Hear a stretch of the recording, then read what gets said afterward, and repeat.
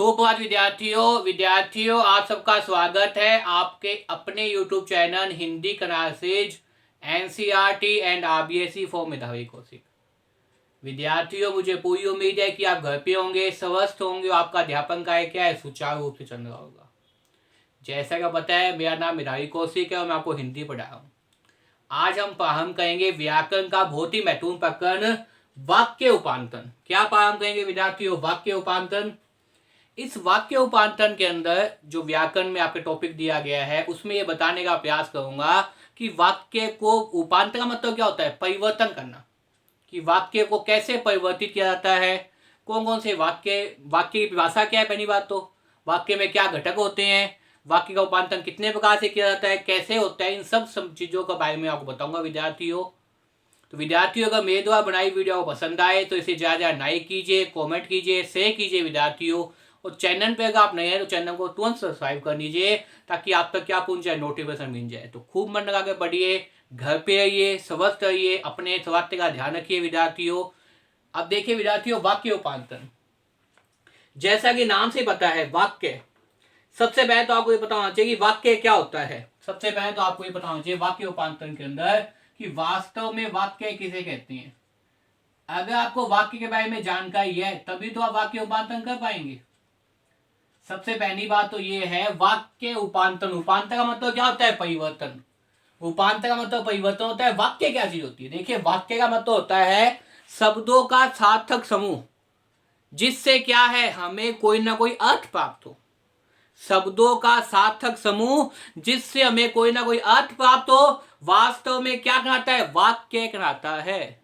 क्या कहलाता है? वाक्य कहलाता है। तो समझ में आ गया होगा। देखिए, परिभाषा के रूप में कहा जाए शब्दों का वह सार्थक समूह जो व्याकरणिक नियमों के अनुरूप हो, वाक्य कहलाता है। शब्दों का वह सार्थक समूह, शब्दों का वह सार्थक समूह जो व्याकरणिक नियमों के, शब्दों का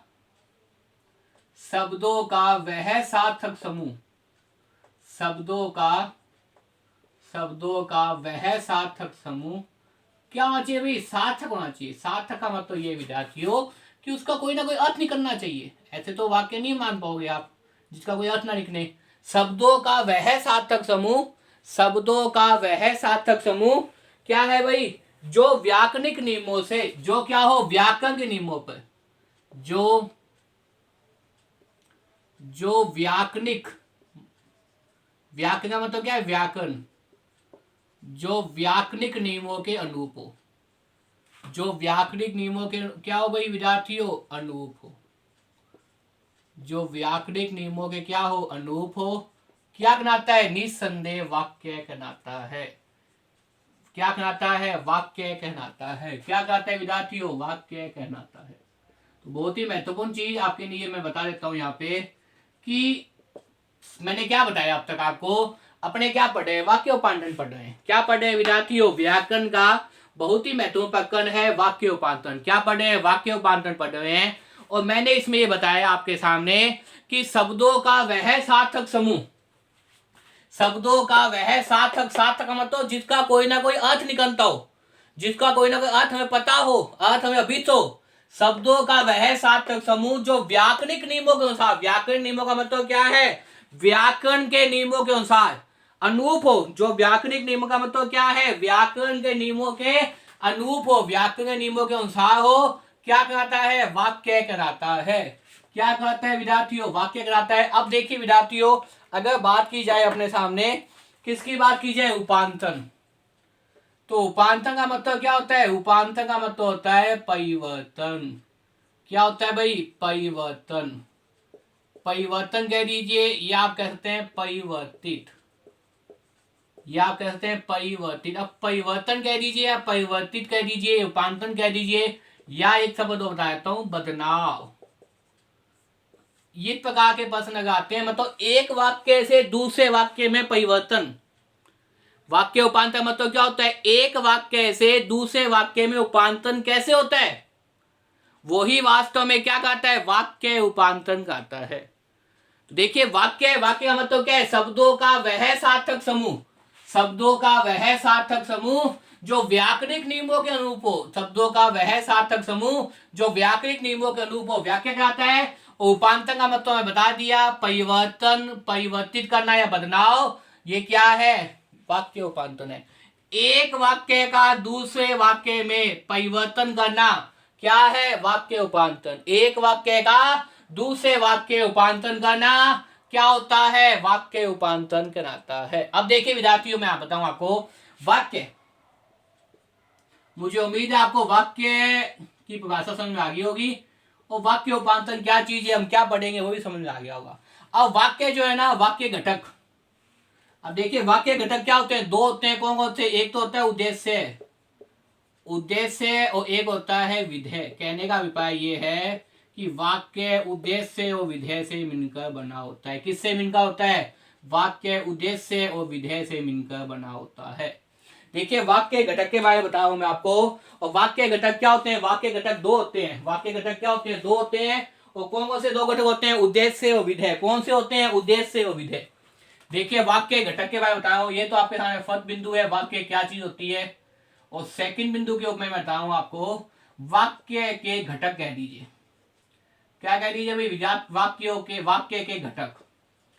और वाक्य के घटक के बारे में अगर आप बनना चाहते हैं तो वाक्य घटक निसंदेह दो होते हैं। कौन कौन से, उद्देश्य और विधेय। कौन से, उद्देश्य और विधेय। तो दो चीजें मैंने बताई यहां तक, अब तक आपको क्लियर हो जानी चाहिए और याद भी हो जानी चाहिए, क्योंकि मैं आपको पता है पढ़ाने का एक ही मात्र उद्देश्य है कि साथ साथ में आपको याद हो। जो विद्यार्थी मेरे द्वारा तैयार की वीडियो देख रहे हैं उनके कभी भी हिंदी में प्रश्न गंत न हो, यही मेरा उद्देश्य है, ये मेरे अध्यापन का मुख्य सीख है, और यही वीडियो बनाने के पीछे मेरा जो है वो प्रयोजन है। तो देखिए यहां तक बता देता हूं दोबारा से एक बार कि वाक्य, वाक्य क्या बताया मैंने, वाक्य है आपके सामने शब्दों का सार्थक समूह जो व्याकरणिक नियमों के अनुरूप हो, क्या कहता है, वाक्य कहलाता है। शब्दों का वह सार्थक समूह, याद कर लीजिए, शब्दों का वह सार्थक समूह जो व्याकरणिक नियमों के अनुरूप हो, मतलब व्याकरण के जो नियम है, क्योंकि प्रत्येक भाषा की एक गाइडलाइन होती है, एक व्याकरण होती है, उस व्याकरण के कुछ नियम होते हैं, उस नियमों के अनुसार क्या है, संपूर्ण भाषा, जो भाषा उससे संबंधित है, हिंदी भाषा, हिंदी भाषा की व्याकरण है, अंग्रेजी है तो अंग्रेजी की डिक्शनरी है, पंजाबी है तो पंजाबी की व्याकरण है, संस्कृत तो संस्कृत की व्याकरण है।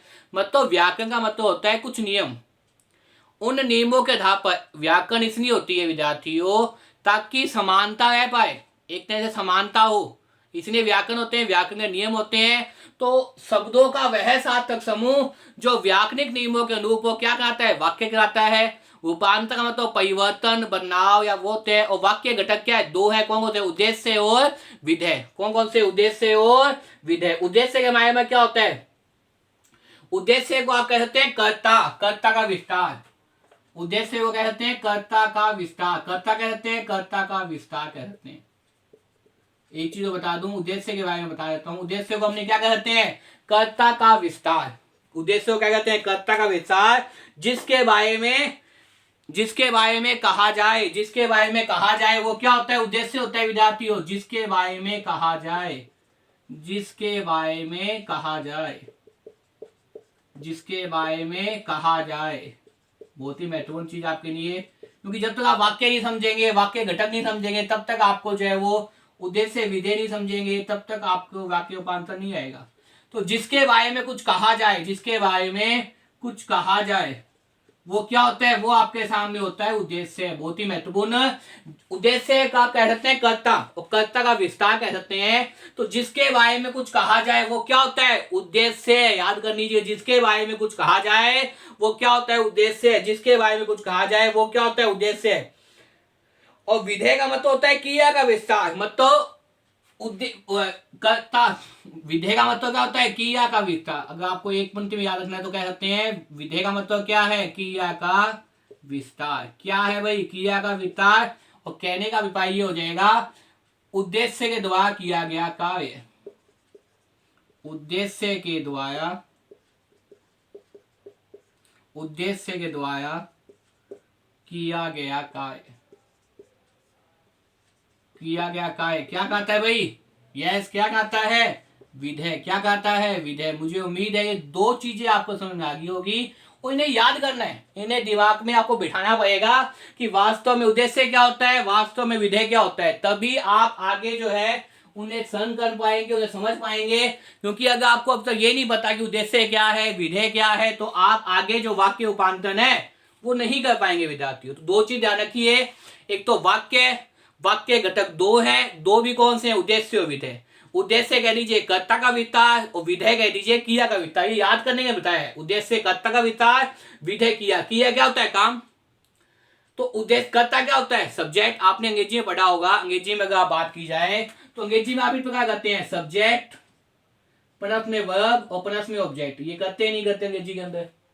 और सब्जेक्ट का मतलब क्या होता है, कर्ता। तो यहां भी कर्ता होगा। और कर्ता का विस्तार मतलब जिसके बारे में कुछ कहा जाए वो क्या होता है, उद्देश्य है। ये उद्देश्य की डेफिनेशन और विधेय की डेफिनेशन आपको आनी चाहिए, तभी आप आगे कर पाएंगे। तो उद्देश्य क्या है, जिसके बारे में कुछ कहा जाए। और विधेय क्या है, उद्देश्य के द्वारा किया गया कार्य जो वास्तव में कर्ता कार्य करता है, वो क्या है, विधेय है। जो वास्तव में कर्ता कार्य करता है वो क्या है, आपके सामने विधेय है। तो इसलिए आपको पता होना चाहिए कि वास्तव में उद्देश्य क्या है, वास्तव में विधेय क्या है। मुझे उम्मीद है दोनों चीजें समझ में आगे होगी। यहां तक कोई भी समस्या है तो आप पूछ सकते हैं, मुझे व्हाट्सअप कर सकते हैं, फोन कर सकते हैं, कमेंट बॉक्स में करते हैं। क्योंकि जब तक आपको उद्देश्य और विधेय समझ में नहीं आएंगे, उद्देश्य और विधेय, तब तक आगे जो है वो समझाना निरर्थक है। तो याद कर लीजिए, वाक्य घटक दो है, दो भी कौन कौन से हैं, उद्देश्य और विधेय। उद्देश्य का मतलब कर्ता का विस्तार, याद कर लीजिए आज ही। और विधेय का मतलब क्रिया का विस्तार। और कर्ता का विस्तार जिसके बारे में कुछ कहा जाए, जिसके बारे में कुछ कहा जाए वो क्या होता है, उद्देश्य होता है। क्रिया विधेय के द्वारा, उद्देश्य के द्वारा किया गया कार्य विधेय होता है। उद्देश्य के द्वारा किया गया कार्य क्या होता है भाई, विधेय होता है। उद्देश्य के द्वारा किया गया कार्य क्या होता है, वास्तव में विधेय होता है। उद्देश्य के द्वारा किया गया कार्य वास्तव में क्या होता है, विधेय होता है। उद्देश्य के द्वारा किया गया कार्य वास्तव में क्या होता है भाई, विधेय होता है। उद्देश्य के द्वारा किया गया कार्य वास्तव में क्या होता है, विधेय होता है। तो मुझे उम्मीद है यहाँ तक आपको आ गया होगा। उद्देश्य के द्वारा किया गया कार्य क्या है, विधेय है। जैसे मैं आपके सामने एक उदाहरण लिख रहा हूं, इसमें बताना है आपने, राम पुस्तक पढ़ रहा है, ये उदाहरण है। जैसे उदाहरण के रूप में देखिए, राम पुस्तक पढ़ रहा है, राम पुस्तक पढ़ रहा है, ये आपके सामने वाक्य है। ये क्या है, पहले तो देखिए वाक्य है, क्योंकि इसके क्या है, वाक्य की भाषा क्या होता है, शब्दों के सार्थक समूह जो व्याकरणिक नियमों के अनुरूप होते हैं क्या कहते हैं, वाक्य कहते हैं। तो वाक्य है, राम पुस्तक पढ़ रहा है, राम जो क्या कर रहा है, पुस्तक पढ़ रहा है। तो अब देखिए ये क्या है, सबसे पहले तो वाक्य है। ये तो आप समझ गए होंगे अब तक कि ये क्या है, वाक्य। अब आपने बताना है इसमें उद्देश्य क्या है, इसमें विधेय क्या है। मैंने क्या बताया, जिसके बारे में कुछ कहा जाए। तो पुस्तक कौन पढ़ रहा है, राम पढ़ रहा है निसंदेह। पुस्तक कौन पढ़ रहा है, किसके बारे में कहा गया है, राम के बारे में कहा गया है। तो राम क्या हो जाएगा, यहाँ पे राम हो जाएगा उद्देश्य। सबसे पहली बात तो उद्देश्य निकालने आने चाहिए आपको। तो राम क्या हो जाएगा, उद्देश्य। राम क्या हो जाएगा, उद्देश्य। उद्देश्य के द्वारा किया गया कार्य क्या कहता है, विधेय कहता है। तो पुस्तक पढ़ रहा है, ये क्या है, उसका कार्य दिखाई दे रहा है आपको। ये किया है, पढ़ना किया है आपके सामने। तो ये कौन कर रहा है, ये राम कर रहा है। तो उद्देश्य के द्वारा किया गया कार्य क्या कहता है, विधेय कहता है। तो ये अपने आप क्या हो जाएगा, विधेय हो जाएगा। ये क्या हो जाएगा, विधेय हो जाएगा। मुझे लगता है आपको बात समझ में आ गई होगी कि जैसे मैंने बताया राम पुस्तक पढ़ रहा है, तो राम क्या है, राम यहाँ पे है आपके सामने उद्देश्य। और विधेय क्या है, पुस्तक पढ़ रहा है, क्योंकि राम के बारे में कहा गया है। जिसके बारे में कुछ कहा जाए वो क्या होता है, उद्देश्य होता है। एक बात तो ये, जिसके बारे में कुछ कहा जाए वो उद्देश्य होता है। पुस्तक पढ़ रहा है वो क्या है, विधेय है। वो क्या है, विधेय है। दोनों ही चीज देखिए, वाक्य क्या है, उद्देश्य और विधेय से मिलकर क्या बनता है, वाक्य बनता है। अब एक वाक्य और बताता हूं, जैसे आपके सामने, मोहन फुटबॉल खेल रहा है, यहां लिख देता हूं। एक पांगे वाक्य तो मैंने ये बताया आपके सामने। दूसरा वाक्य यहां लिखा हूं, जैसे मैंने बता दिया, मोहन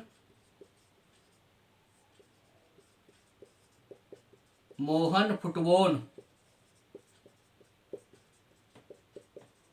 मोहन क्या कर रहा है, फुटबॉल खेल रहा है। मोहन फुटबॉल खेल रहा है, ये वाक्य आ गया।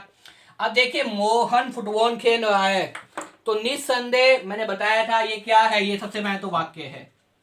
ये सबसे पहले तो क्या है, वाक्य है। क्योंकि इसमें क्या है, उद्देश्य और विधेय दोनों दिखाई दे रहे हैं। क्यों, व्याकरण के नियमों के अनुरूप है। मुझे उम्मीद आपको दिखाई दे रहा होगा, हाँ दिखाई दे रहा है आपको।